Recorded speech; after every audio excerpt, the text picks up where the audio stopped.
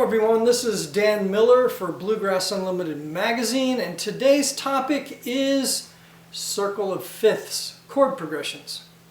If you've been following along with these videos over the past couple months, I started out with a couple videos about learning by ear where we learned the key and how to find the chords and how to find the melody. And from there we started to work out how to build solos from the melody. The first few videos were about how to do that on the guitar, and the next few videos were how to do that on the banjo. And my next instrument I was going to work on with you guys was the dobro, but I wanted to work with a song, Salty Dog Blues. And Salty Dog Blues has one of these circle of fifths chord progressions. So before I tried to teach that song on the dobro, I wanted to just talk a little bit about the circle of fifth chord progression so you understand how to find that, how to discover that, and what that's all about. Okay? Now we talked in the video about finding chords that usually, most of your typical simple songs that you start with are going to have what they call a 1-4-5 chord progression in the key of G. That's a G chord, a C chord, and a D chord. And then we talked about starting on a chord, finding the first chord of the song, and then when it felt like something didn't sound right, you try one of the new chords. And what I suggested that you try a 4 chord or a 5 chord in the key of G again. That's a C chord or a D chord.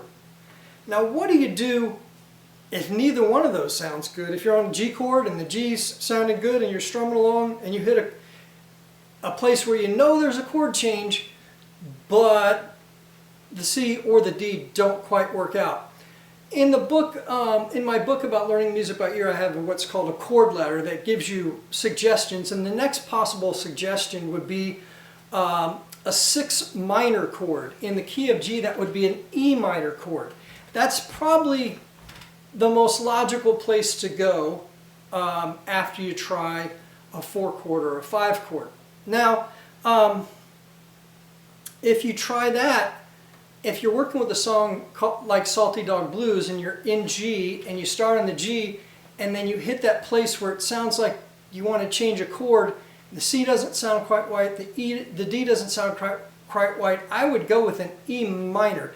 E minor because the E minor chord is what we call diatonic to the key of G. The 6 minor is what's diatonic to the key of G. Diatonic chords mean that the 3 notes of the chord are all in the key. For instance, an E major chord has an E note, a G sharp note, and a B note.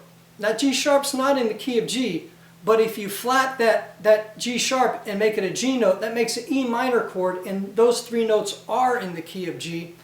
And so that E minor chord is diatonic to the key of G's. And the first thing we're going to try after we try the 4 and the 5 chord from the 1 chord are those other diatonic chords in the key. Sometimes you'll try a flat 7 chord. We'll talk about that in another video. But most likely it's going to be a diatonic chord unless you run into this circle of fifths progression. So we're going to talk about today, because this is one of these things that's sort of goes against the rule of thumb, but it's common enough that we need to talk about it. And the song like Salty Dog Blues has the circle of fifths progression. Of course, the circle of fifths progression is more prominent in jazz music, but there are some jazzy tunes in bluegrass, like so a lot of people, bluegrass bands will play Sweet Georgia Brown or Alabama Jubilee, and those songs have the circle of fifths progression. But also, some of the more standard bluegrassy songs like Salty Dog Blues, or the B part to Rawhide, or the B part to a song like Pickaway, they have this circle of fifths progression. So you are going to occasionally run into it. Now what do I mean by circle of fifths? Let me just play in the key of G. The circle of fifths is going to go 1, 3, 6, 2, 5, or a lot of times it'll just be 1, 6, 2, 5. And if you've listened to pop music from the 50s, you'll recognize this progression. In the key of G, it's going to be G, E, A, D, back to G. That's 1, 6, 2, 5, 1. So it'd be like...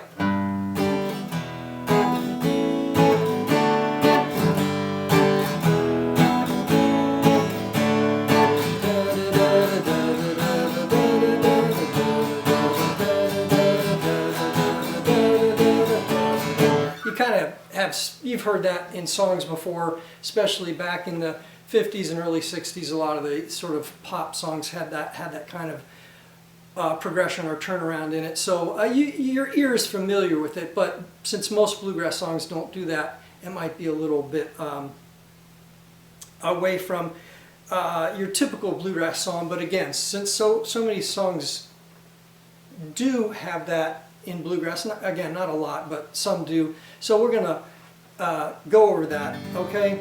So if I go to that E minor, and I thought, well, if I think, well, that sounds okay, let me find the next chord, and then I go back to trying my 4 chord and my 5 chord, or back to my 1 chord, and none of those sound great.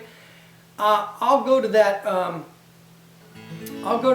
2 chord or a 2 minor chord, and usually if I figure out that sounds okay, like a 2 minor sounds okay, I'm going to think, okay, here we go. I've got a 1, and then I've gone to a 6, and I've gone to a 2. That's probably going to be my circle of fifths progression. Now, what a circle of fifths means is that if you take, for instance, starting in G, the 5th scale degree of G is D, right? So that 5th scale degree in theory terminology is called a dominant chord. That dominant chord wants to lead the ear back to the 1. The 5 wants to lead the ear back to the 1, especially if it's a 7 chord. If it's a dominant 7 chord, it really wants to go back to the 1. And so that's a lot of times when, in some songs, if you're going to go from the 5 to the 1, sometimes they'll throw in that 7th chord to really lead that ear back to the root. Now if you're in D, that chord that's going to lead you back is going to be the A chord, right? And if you're in A, that 5, that dominant chord that's going to lead you back in the key of A is going to be that E chord. And if you're in the key of E, it's going to be that B chord. So the circle of fifths is built that way. So if you start at a C chord, the G is the 5 of C, the D is the 5 of G, the A is the 5 of D, and the E is the 5 of A, and the B is the 5 of E. So if you look on, of course, we all have one of these circle of fifths mouse pads, right? So if you look at that circle of fifths around that one side, you'll see that it goes C, and we're going this direction. It goes from C to G to D to A to E to B, right? So that's going to be the progression that these things follow.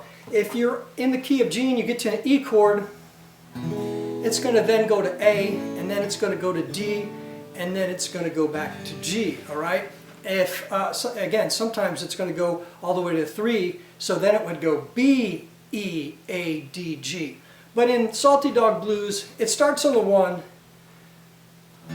goes to the 6, then the 2, then the 5, then the 1, right? Standing on the corner with a low-down blues, great big hole in the bottom of my shoes. Honey, let me be your salty dog. Right? So, if I was figuring out these chords, if I knew I was going to play it in the key of G, and I started figuring out these chords, and the 4 didn't fit, the 5 didn't fit, I'd try the 6 minor. That might sound okay. Then I'd go to my next chord, and an A would sound okay. So then, right then, I would clue in that this is going to be a circle of fifths progression. And I would not play those minors. I would then go to the major chord, because again, that's going to be more of a move back towards the 1 and more of a move around that circle of fifths.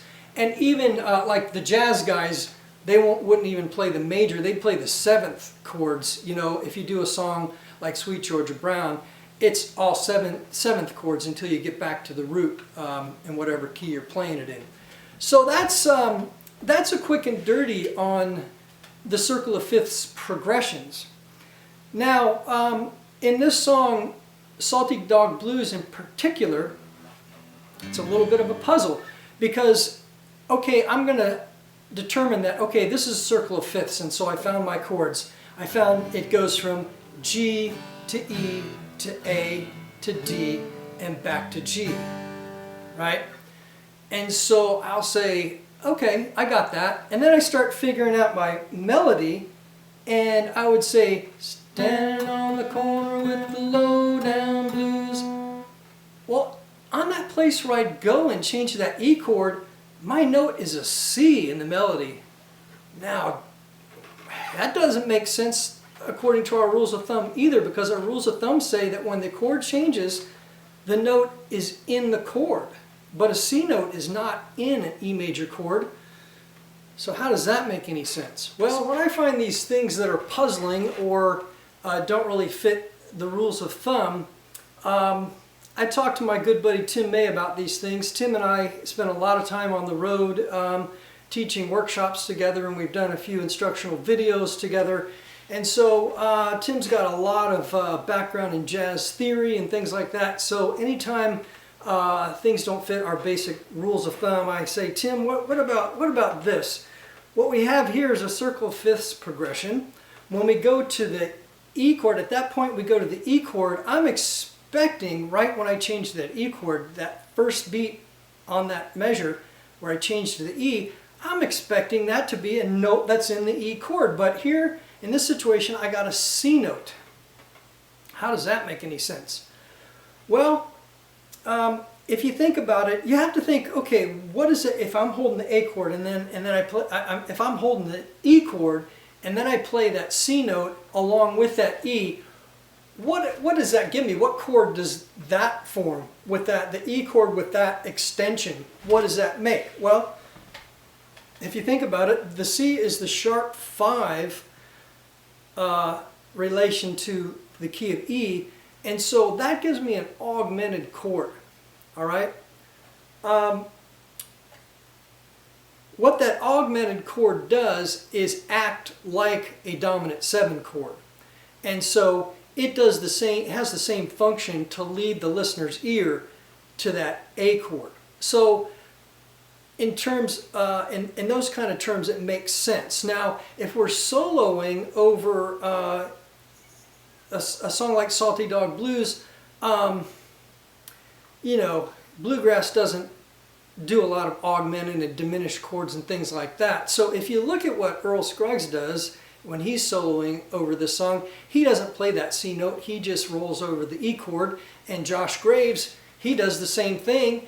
When he gets to that point where it changes to the E chord, he just puts that bar on the 9th fret and does a little backward roll. And so he's not playing that C chord, that C note anyway. So they're both moving a little bit away from the melody. But if you look at it, it goes, it starts on a B note. The melody goes, standing on the corner with the low down blues.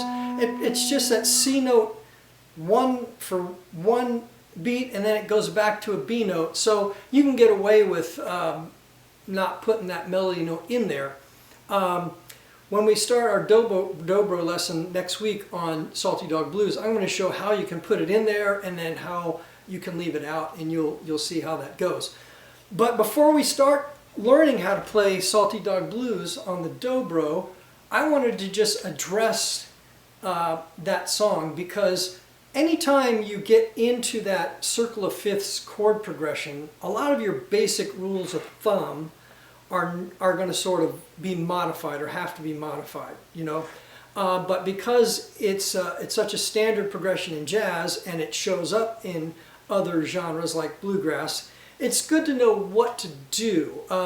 When Tim May and I teach a course on how to improvise over chord changes, and we start with the 1-4-5 progressions where you stay with all the notes in the scale of the key and your diatonic chords and all of that stuff.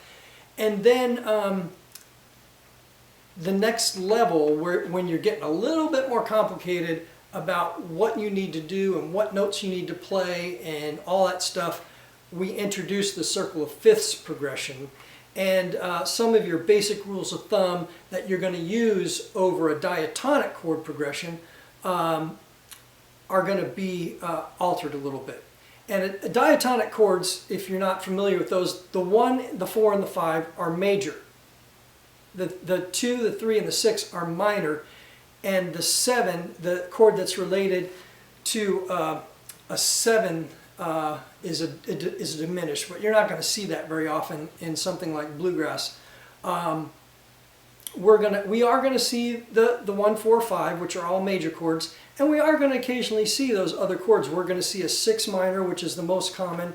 and we might see a 3 minor, a 2 minor, okay? But those are all diatonic, and that's pretty standard stuff. But then when you get to the circle of fifths, it gets a little bit more tricky. And so next week we'll study the circle of fifths as it relates to the song Salty Dog Blues. But I just wanted to give you a little bit of introduction about that circle of fifths progression, because if you are trying to figure out chords to a song and you run into something like this, that'll clue you. If it goes from the 1 to the 6, think, okay, this might be the circle of fifths progression, and then you can try that and see if that fits for your song. Okay, so next week we'll start with Salty Dog Blues on the dobro. This is Dan Miller for Bluegrass Unlimited magazine. We'll see you next time.